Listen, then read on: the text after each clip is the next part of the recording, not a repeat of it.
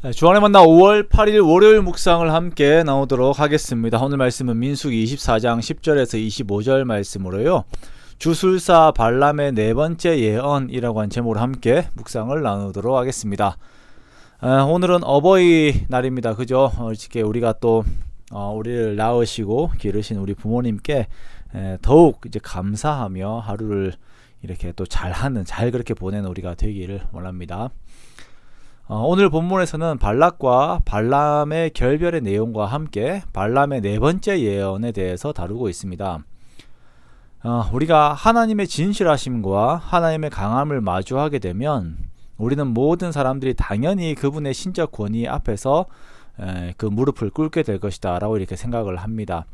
그런데 사람들의 이기심과 자기애가 얼마나 강한지 하나님의 역사를 눈앞에 마주하고도 자신의 의지를 절대 굽히지 않는 것을 보게 되지요. 오늘 본문의 발락이 그렇습니다. 발람에게 아무리 많은 재물을 준다고 해도 팔레스타인 최고의 주술가가 그것을 마다하고 하나님의 명령을 따른다면 발락 자신이 하나님에 대해 보이는 태도를 바꾸는 것이 당연한 순리라고 생각을 하는데 이 발락은 끝까지 자기의 길을 갑니다.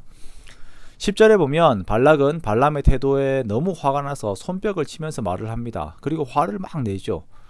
당신은 너의 곳으로 달아나라 라고 협박을 합니다. 이제 발람이 필요가 없는 존재라는 것입니다.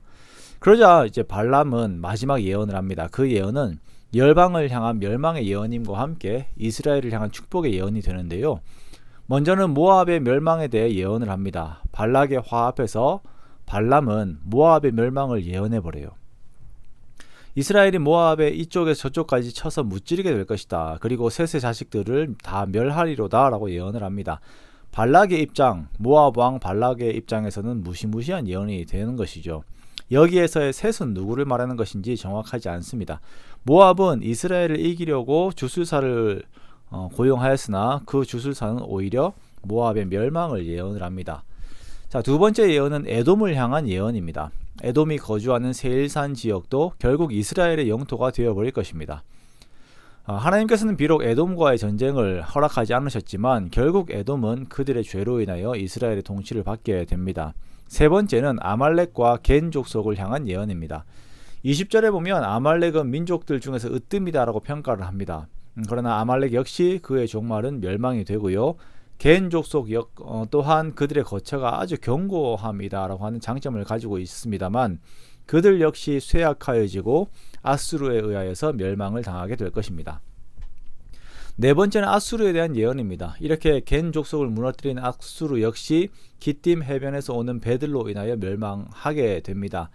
기띔 해변에서 오는 일들이 이제 세력이 누구인지는 정확하지 않습니다. 하지만 이스라엘의 대적이 되는 세력들은 모두 멸망하게 되고 하나님께서 역사를 주관하시며 하시는 일들은 누구도 막을 수 없음을 예언적으로 선포하는 것입니다. 이렇게 이스라엘을 향한 발락의 저주 계획은 수포로 돌아가게 되고 발람과 발락은 헤어져서 각기 자기의 길로 가게 됩니다. 우리는 발락의 저주가 이스라엘 앞에 전혀 통하지 않는 것을 보게 됩니다. 하나님께서 견고하게 이스라엘을 지키고 계신 것이고 오히려 그것을 축복으로 바꾸어 버리십니다. 여러분, 우리가 신앙생활을 하면서 온갖 악한 소리들이 우리들에게 들리고 혹은 저주의 소리들과 같은 것들이 우리들에게 들릴 때들이 있습니다만 그것들이 예수 그리스도의 사랑 안에 있는 우리들에게 전혀 해를 끼치지 못함을 항상 믿으시기 바랍니다. 세상이 나를 어떻게 할까라고 두려워하는 것이 아니라 하나님의 사랑이 나를 얼마나 강건하게 붙들고 계신가라고 하는 것에 내 마음이 집중되어 있어야 하는 것입니다. 세상의 거짓된 소리들에 유혹이 되어서 마음을 빼앗기는 것이 아니라 나의 삶은 이미 승리하신 예수 그리스도 안에서 함께 이기는 삶을 산다라고 하는 것을 선포하면서 주와 함께 삶을 만들어 가는 것입니다.